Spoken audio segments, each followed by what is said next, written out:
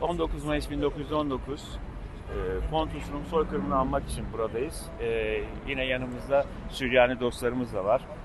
O süreçte bilindiği üzere 1915 yılında Süryanilere yönelik de büyük bir soykırım yaşandı Osmanlı coğrafyasında. Bu noktada dayanışma amacıyla bizimle birlikteler. Teşekkür ediyoruz. Hoş geldiniz. اليوم حاضرين بزمن الناظمة لأن أبونتسيونوي لو دخرون ديك سامي دنر في شام محمد شاصر تا يقتل عامو علي بثر مقتل عامو دنر من يدسري الأدية ما تكتنا عم حدودك بشتوت فينا بين سانودي لف الحنين ديك سامي هنسي عم حدودي تودي kadar bu mücadeleyi devam ettirmek gerekiyor. Yaklaşık 107 yıldır Pontus Rum soykırımı için 107 yıldır, Ermeni ve Süryani soykırımı için 111 yıldır bu mücadele sürüyor bildiğiniz gibi.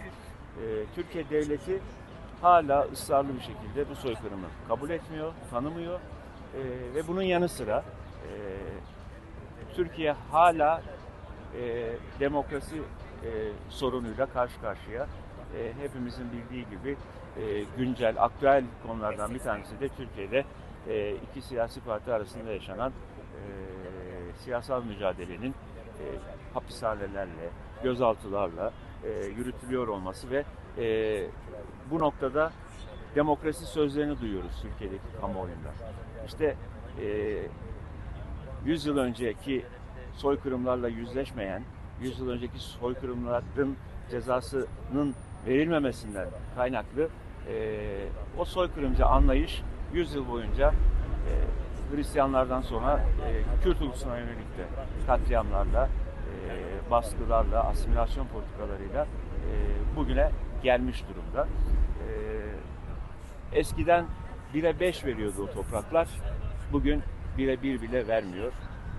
Her şeyden önce Türkiye toplumunun bu yüzleşmeyi kendisi için yapması gerektiğini düşünüyorum.